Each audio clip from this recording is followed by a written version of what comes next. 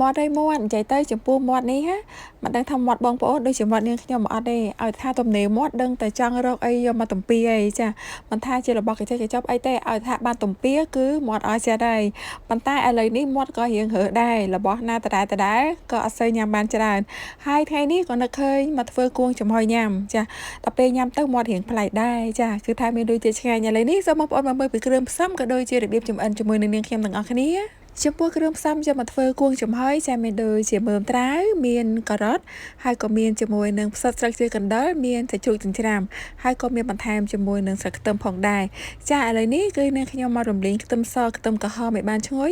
ចាសម្រាប់នាងខ្ញុំខ្ទឹមក្រហមខ្ទឹមសនេះគឺអត់ដែរចោលទេបងប្អូនឲ្យតែថាធ្វើសម្លឆាធ្វើអីគឺ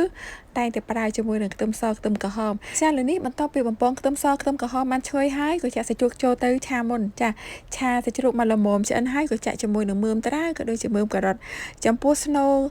គួងចំហុយនេះបងប្អូនគឺយើងតម្រូវឲ្យស្នូលនឹងឆ្អិនតែម្ដងចាបន្ទាប់ពីឆាបន្លែច្បល់ជាមួយនឹងសាច់បានពី3ត្រឡប់ហើយក៏បន្ថែមគ្រឿងផ្សំរសជាតិមានដូចជាម្រេចម៉ដ្ឋស្ករប៊ីចេងហើយនិងម្សៅស៊ុបហើយចំពោះគ្រឿងផ្សំអត់ទាន់អស់ទេចាគ្រឿងផ្សំរសជាតិនោះក៏មានបន្ថែមជាមួយនឹងទឹកស្អៀវហើយនិងទឹកប្រេងខ្យងចាដាក់គ្រឿងផ្សំទាំងអស់ចូលទៅសព្វរៀបរាល់ហើយគឺថាមកកូរច្បល់ឲ្យសព្វហើយឆាឲ្យឆ្អិនតែម្ដងហើយជាចុងក្រោយក៏មានបន្ថែមជាមួយនឹងស្លឹកខ្ទឹមផងដែរនិយាយទៅបងប្អូននាងខ្ញុំសូមបញ្ជាក់ជូនតិចចំពោះស្នូលគួងចំហុយនេះ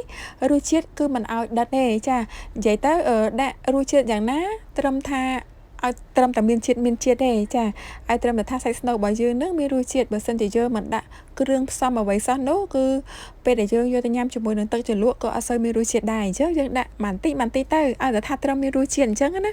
ចាឥឡូវនេះបន្ទាប់ពីឆាស្នូលរៀបរាល់ហើយគឺមកខ្ចប់វិញហើយចាយើងខ្ចប់យើងយកសបកបាញ់ត្រាំងហ្នឹងទៅជ្រលក់ទឹកទៅហើយ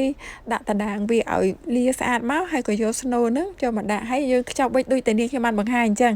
ហើយចំពោះជ្រុញចាំមុននឹងដាក់សបកបាញ់ត្រាំងពីលើហ្នឹងគឺលាបខ្លាញ់ចាបើសិនជាអត់លាបទេគឺស្អិតនឹងជ្រុញនឹងតែម្ដងអញ្ចឹងក៏បងប្អូនអាចលាបខ្លាញ់លើជ្រុញនឹងតិចទៅស្រួលយើងមូអីអញ្ចឹងណាចាឥឡូវនេះបន្ទាប់ពីបានមូគូរីរាល់ហើយគឺយកមកដាក់ចំហុយចាត្រឹមតែ5នាទីគឺ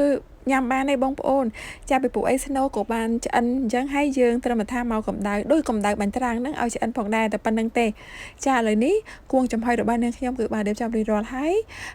ចំពោះការចំហុយបងប្អូនលាបប្រេងតិចទៅចាដើម្បីកុំឲ្យស្អិតជាប់គ្នាអញ្ចឹងណាចាហើយវីដេអូបង្ហាញរបស់នាងខ្ញុំក៏បានមកដល់ទីបញ្ចប់ហើយនាងខ្ញុំសុគន្ធាគឺសូមអរគុណបងប្អូនទាំងអស់គ្នាដែលបានតាមដានខ្សែវីដេអូមួយនេះពីដើមដល់ចប់ជាមួយនឹងនាងខ្ញុំបើសិនមកជាបងប្អូនពេញចិត្តក្នុងការបង្ហាញរបស់នាងខ្ញុំសូមបងប្អូនជួយចុច like ក៏ដូចជា share រំលែកដើម្បីទទួលបាននូវវីដេអូថ្មីៗរបស់នាងខ្ញុំចានាងខ្ញុំសុគន្ធាអរគុណច្រើនបាយបាយ